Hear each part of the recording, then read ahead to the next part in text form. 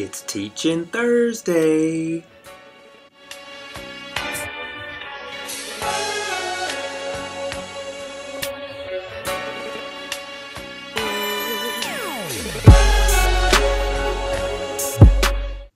Welcome everybody back to our Blacklight section. We're here to bring you another Teaching Thursday component. We love doing this as we continue to build the education at its core for all you novice investors out there, and we just plan for you to get in the game.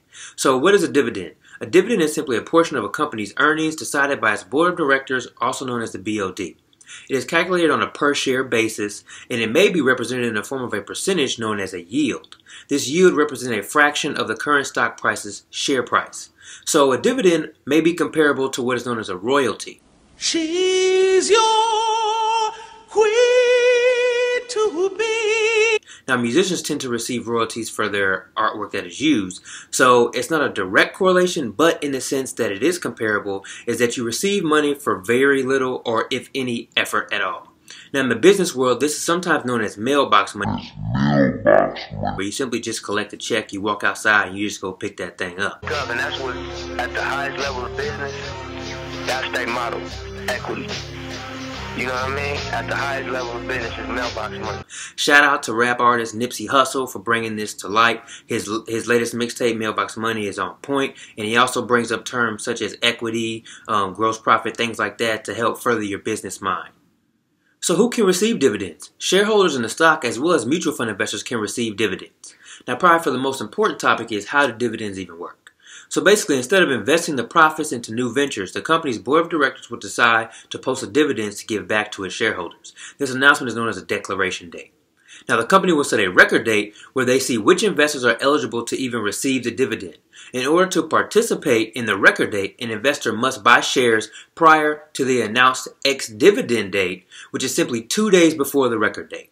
The duration of the ex-dividend date is based on the fact that it takes 3 days for any purchases to settle or clear for it to be on the company's books. So in essence, a company has a declaration date where they announce the dividend and what it will be. Then a company sets a record date for when the dividend will be closed off, but they announce the ex-dividend date for when investors know when to buy in. So if the record date is going to be January 6th, then the ex-dividend date will be January 4th. So investors have to buy shares by January 3rd in order to receive a dividend on the stock.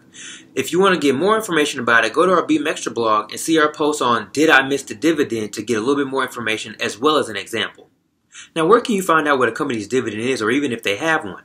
Just as we said in our stock exchanges video, if you look at a company's profile in your brokerage account or in a search engine like Yahoo Finance, it's usually listed in the company snapshot. Where do you go to find what exchange stocks are listed on, you ask? When you have a brokerage account, you can look at a stock's profile and the exchange is usually listed next to the name.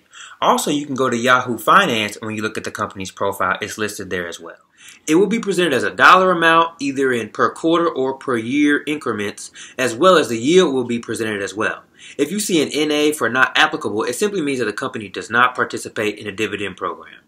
Now, another important question, of course, you're wondering is when will you even receive your dividends so you can get your money? Money, baby, money, baby. Companies have yearly dividends, which are usually split into quarterly payments paid out every 3 months. Mutual fund investors tend to receive their dividends at the end of the year. Now, the money will go directly into your brokerage account unless you participate in a DRIP, also known as a dividend reinvestment program. This program allows investors to automatically reinvest the dividend funds that they received to buy more stock in the company.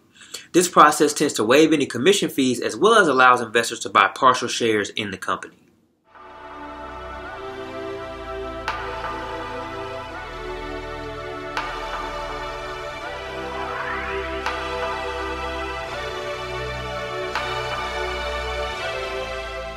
Now lastly, why should you even know about dividends? Dividends are seen in the investment world as income investing.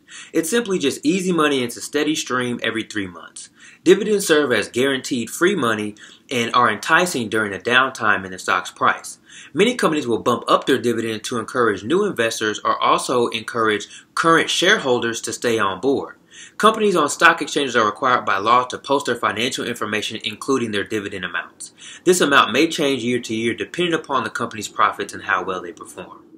We thank you for tuning in to this Teaching Thursday portion again in our Blacklight section. We hope this video on dividends has been highly informative and maybe a great supplement to our previous videos and blog posts. And we just hope that you continue to look at stocks, continue to invest, and potentially look at dividend stocks for that income investing so you can collect that mailbox money.